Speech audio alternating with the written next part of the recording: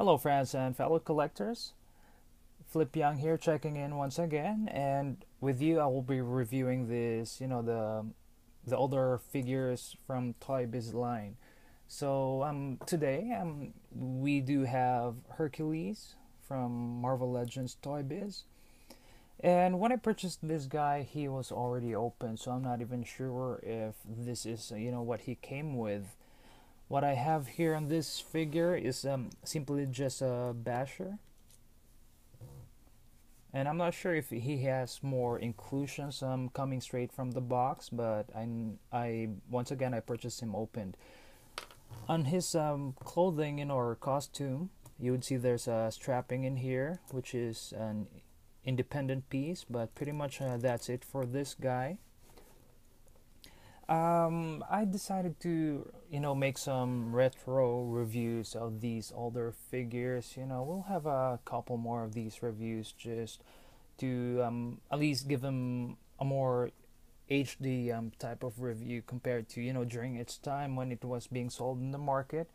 We didn't really have some or a lot of HD cameras back then, so I just want to provide, the viewers some a more clear video of some of the Marvel Legends line back during the time of Toy Biz.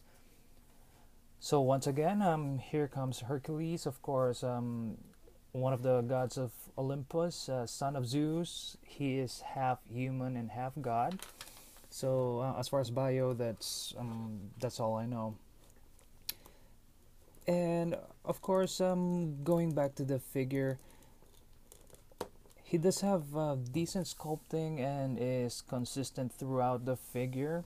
As far as the face sculpt, I really like it. Well, this is a Toy Biz figure, so back then, they were, as a toy company or action figure company, they were beyond their time. So these Toy Biz figures, the quality, the sculpting, details, and as well as articulation could still par up with today's figure, even though a lot of technology advancements have happened since then. So they were geniuses, but then I think they just sold their figures a little too cheap at that time, so the company had to close down, which is sad. I wonder if they're still operating today. I wonder what their figures would look like. I'm pretty sure it's gonna be on the top of the food chain of the $20 price point figures. So yes, as far as the head sculpt, they even painted the eyes blue for this guy, and they really have some nice painting here. Not too much paint rubs or paint bleeds. The paint is on point. The only thing is on my figure you would see some darkening of the plastic here. I think that's a wear and tear through time, but that is normal, since he is out of the package. And of course, he does have this golden belt with a H on it, which I believe stands for Hercules. He has this warrior skirt here.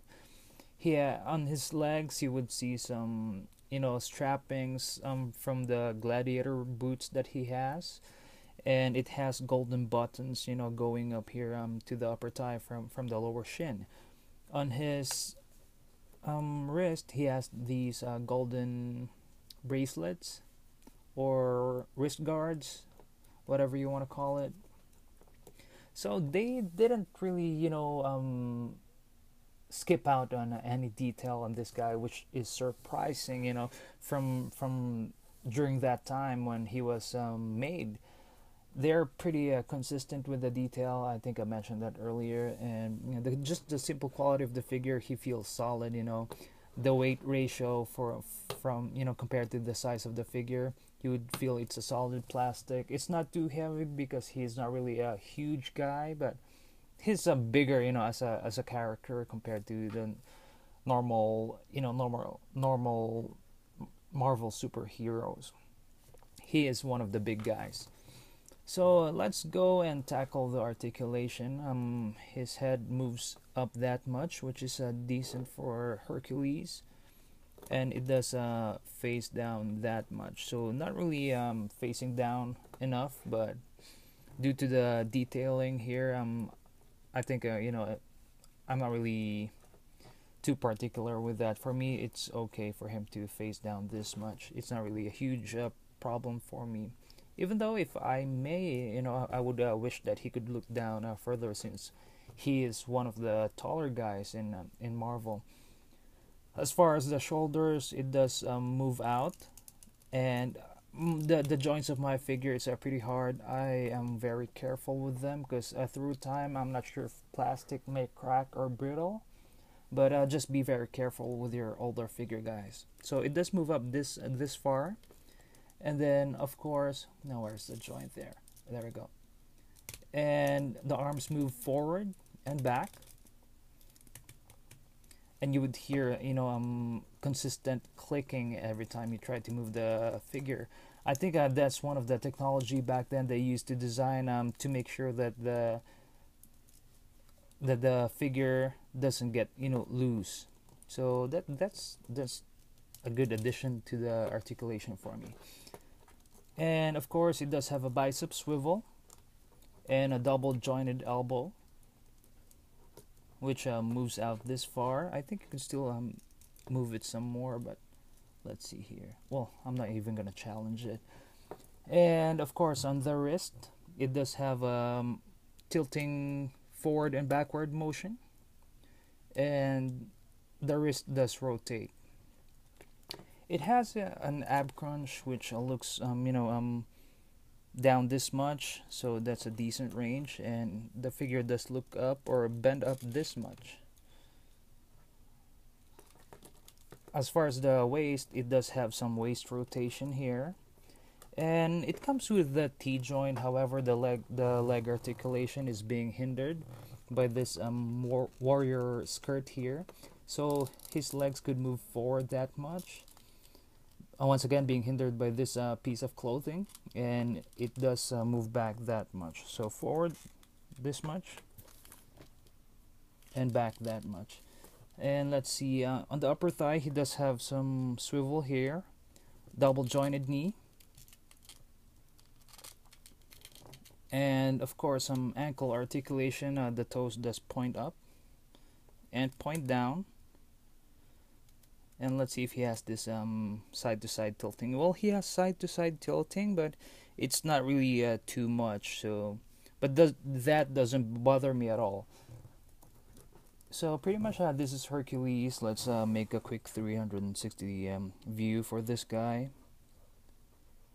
And the muscle definition on this guy is pretty much, for me, that's what I would expect for a Hercules. He is a bit bulky, but he's not really gigantic. So let's do some size comparison here, guys, just to have a basic idea of how big the figure is. Let me compare him to the newer figures from Hasbro. This is the Build-A-Figure Green Goblin, or I'm not sure if they call this Ultimate Goblin, but that's a size comparison there. Build-A-Figure Odin. So compared to the big guys, he doesn't really look that big, but let's compare him to the normal sized figures. We could start with the older figures here. I do have, to compare for him, I do have the first appearance Spider-Man. Now he towers over that guy. And then let's compare him to T'Challa, or also known as the Black Panther. So the size, the scaling, the size difference is pretty much accurate for the rest of the Marvel Legends Toybiz line. Let's compare him to the newer figures. Let's compare him to one of the bulky figures from Hasbro. This is Sentry, the only character known to beat, or have the capability to beat the Hulk in the Marvel universe. Of course, next to Wanda, Scarlet Witch. And let's see here. Lastly, let's compare him to Hawkeye.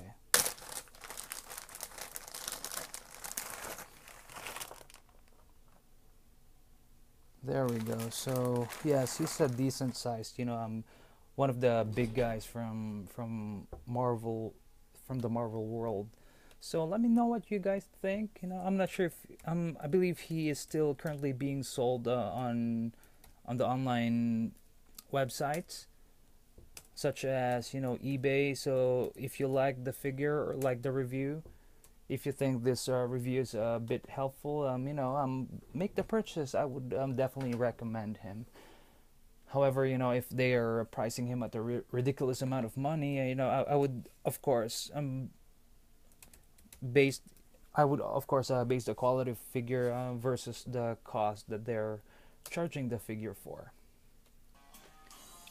Let's do some background music there, guys, as we're closing. Just for a little dramatic exit for me. So once again, this is of course Flip Pyong. Hopefully, I gave you some good insights with this figure. If you are a new collector, definitely try to hunt down some Toybiz line figures. Those are awesome figures. And may you all have a great day. And of course, checking out here. See you soon. Goodbye.